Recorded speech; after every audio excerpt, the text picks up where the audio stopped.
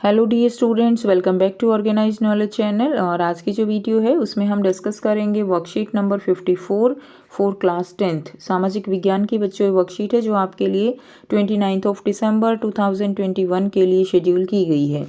आज की जो वर्कशीट है बच्चों उसमें हम चैप्टर 5 स्टार्ट करेंगे, अर्थव्यवस्था का मुद्रा एवं साख। इकोनॉमिक्स का आपका चैप्टर 5 है। ये बहुत ही आसान सा चैप्टर है। वर्कशीट को शुरू करने से पहले प्लीज़ चैनल को सब्सक्राइब कर लीजिए, बेल आइकन को प्रेस कर लो ताकि आपको आने वाली वीडियोस की नोटिफिकेशन वो समय से मिल जाए। देखिए क्या दिया गया है आज की वर्कशीट में। मुद्रा एवं साख। मुद्रा होती है करेंसी, नोट, ठीक है ना। हर एक देश की मुद्रा अलग अलग है ना, जैसे अमेरिका की डॉलर है, इंडिया की रुपीज़ है। तो ऐसे क्या होती है, मुद्रा होती है। और साख का मतलब होता है, साख होता है लोन लेना। क्लियर। जो जैसे हम बैंक से लोन लेते हैं या किसी दोस्त से उधार लेते हैं तो वो क्या कहलाता है, वो साख कहलाता है। आप देखिए यहाँ पे जो ये चैप्टर है इसमें क्या बताया गया है कि मुद्रा के कौन कौन से आधुनिक रूप हैं, कैसे लोन लेने के तरीके होते हैं, और ये सब बातें इस चैप्टर में आपको पढ़ने को मिलेंगी। अब बात करते हैं कि बहुत समय पहले, प्राचीन समय में जब मुद्रा नहीं होती थी यानी नोट नहीं होते थे तो चीज़ें कैसे खरीदी जाती थी। अब ऐसा तो है नहीं कि हमारे पास अपनी ज़रूरत की सारी चीज़ें हम बना लेते हों, है ना। लेकिन हमें सारी चीज़ों की ज़रूरत तो होती है, इसीलिए हम कैसे जो है प्राचीन समय के लोग कैसे उन चीज़ों को खरीदते थे। अब तो जैसे हम पैसे देते हैं दुकान पे और चीज़ हमें मिल जाती है, लेकिन पहले पैसे तो होते ही नहीं थे, मुद्रा ही नहीं थी। तो किस तरह से चीज़ों का लेन देन होता था, तो वस्तुओं के बदले वस्तुओं का लेन देन होता था। यानी अगर आपके पास एक वस्तु एक्स्ट्रा है और दूसरे व्यक्ति के पास दूसरी वस्तु है तो अदला बदला करके उनको ले लिया जाता था। मान लीजिए आपके पास जो है बकरी है, ज़्यादा आप बकरी पाल रहे हैं और बहुत सारी बकरियां हैं, क्लियर। और दूसरा व्यक्ति है वो बहुत सारे गेहूं उगा रहा है। अब आपको गेहूं की ज़रूरत है और तो क्या करोगे, आप अपनी बकरी जो है वो बदले में गेहूं ले आओगे, बकरी उसको दे आओगे। लेकिन यहाँ पे शर्त ये है कि अगले को बकरी की ज़रूरत है या नहीं है। अगले को बकरी की ज़रूरत ही नहीं होगी तो वो बकरी खरीदेगा क्यों। तो यहाँ पे ये इस तरह की प्रॉब्लम जो है वो आती थी। तो वस्तुओं के बदले वस्तुओं का लेन देन वस्तु विनिमय प्रणाली कहलाता है। इसको क्या कहते हैं, वस्तु विनिमय प्रणाली यानी बार्टर सिस्टम कहलाता है। जब एक व्यक्ति जो वस्तु बेचने की इच्छा रखता हो वही वस्तु दूसरा व्यक्ति खरीदने की इच्छा रखता हो तो उसे आवश्यकताओं का दोहरा संयोग कहते हैं, ठीक है। यानी डबल कोइंसिडेंस, यानी बाई चांस उसे भी खरीदनी है मुझे भी बेचनी है तो ये क्या है, एक संयोग से ही ऐसा होगा। बहुत ऐसे मतलब चांसेस हर बार तो नहीं होंगे ना कि हमारे पास जो वस्तु है वो दूसरे को चाहिए और दूसरा जो है बदले में वो वस्तु हमें देगा, ऐसा भी कोई ज़रूरी नहीं है। तो जब ऐसी सिचुएशन हो जाती कि जो हमें बेचना है वो दूसरे को चाहिए, जो दूसरे को बेचना है वो हमें चाहिए, तो वो क्या है, वो आवश्यकताओं का दोहरा संयोग है। मुद्रा के आविष्कार से वस्तु विनिमय प्रणाली की सबसे बड़ी कठिनाई आवश्यकताओं के दोहरे संयोग का समाधान हुआ। तो ये सबसे बड़ी कठिनाई थी कि दोहरा संयोग जो है बनाया जाए वस्तुओं को बेचने और खरीदने में। तो दोहरे संयोग से वस्तुओं का क्या हुआ, इसका समाधान हुआ किसके आने से, मुद्रा के आने से।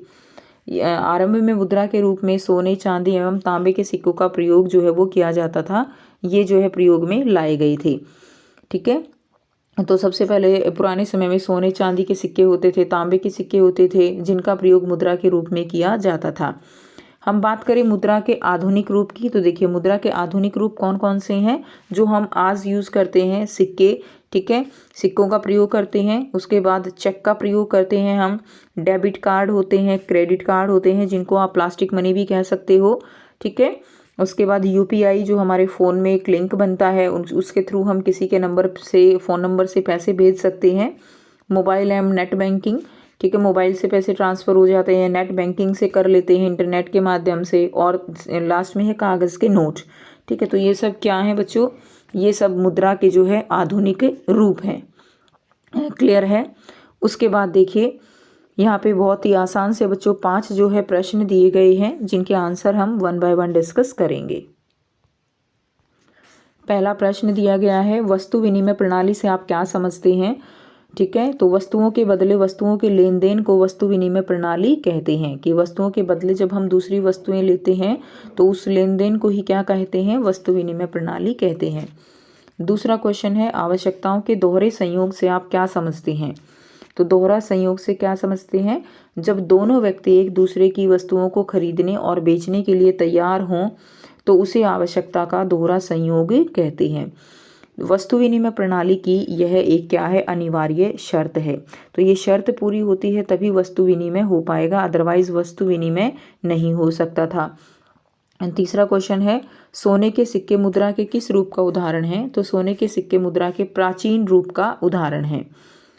नंबर 4 है, चेक मुद्रा के किस रूप का उदाहरण है? चेक जो है वो भी मुद्रा के आधुनिक रूप का उदाहरण है। तो ये किसका है? सोने के सिक्के प्राचीन का है और चेक जो है वो मुद्रा के आधुनिक रूप का उदाहरण है। उसके बाद नेक्स्ट देखिए, नेक्स्ट क्या दिया गया है, मुद्रा के आधुनिक प्रकारों ने हमारे जीवन को किस प्रकार सरल किया है, व्याख्या कीजिए। तो मुद्रा का आधुनिक रूप जो है हमारे जीवन में किस प्रकार लाभकारी हुआ है वो आपको यहाँ पर लिखना है। देखिए, अब मुद्रा के जो है आधुनिक मुद्रा जो है उसके दोहरे संयोग की आवश्यकता नहीं पड़ती, यानी हमारे पास पैसा है तो हम कोई भी चीज़ जाकर खरीद सकते हैं। अब ऐसा नहीं है कि हमें उस व्यक्ति को ढूंढना है जो हमारी आवश्यकताओं की पूर्ति करेगा और वो हमारी चीज़ को खरीदेगा, ठीक है। तो और ऐसा भी ज़रूरी नहीं है कि सभी लोगों के पास जो है वस्तुएं हों बेचने के लिए। सेकंड है, अब व्यापार करना कहीं ज़्यादा आसान हो गया है।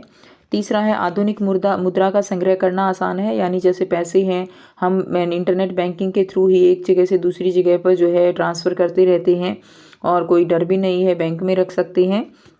नंबर 4 है, आधुनिक मुद्रा को एक स्थान से दूसरे स्थान पर ले जाना आसान है। तो जो मुद्रा है उसको बहुत ही आसानी से एक स्थान से दूसरे स्थान पर ले जाया जा सकता है। क्लियर? जैसे पहले होता था, प्राचीन समय की अगर हम बात करें तो मान लीजिए बकरी हैं, अब उनको बेचना है तो अब पहले उस व्यक्ति को ढूंढना पड़ेगा। अब बकरियों को साथ साथ लेकर जो है घूमते रहो कि कोई जो है उसको मिलेगा बकरी खरीदने वाला, तो ये बड़ा मुश्किल काम था पहले के समय में, ठीक है। तो इसीलिए जो है अब आधुनिक जो मुद्रा है उसके आने से जो उसको एक जगह से दूसरी जगह पर ले जाना क्या हो गया है, बहुत ही आसान हो गया है। नंबर 5 है, आधुनिक मुद्रा की सुरक्षा करना आसान है। तो सुरक्षा हम आसानी से कर सकते हैं, बैंक में रख के हम उनकी सुरक्षा कर सकते हैं।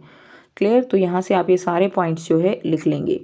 तो ये थी स्टूडेंट्स आपकी बच्चों आज की SST की वर्कशीट, और आई होप सभी बच्चों को ये क्लियर है। फिर भी कोई डाउट है तो प्यारे बच्चों आप पूछ सकते हो। वीडियो अच्छी लगी तो प्लीज़ इसको लाइक कर दीजिए, शेयर कर दीजिए और चैनल को भी सब्सक्राइब कर लीजिए। So thanks for watching. मिलते हैं नेक्स्ट वीडियो में नेक्स्ट वर्कशीट के साथ। Take care students, bye bye, have a nice day.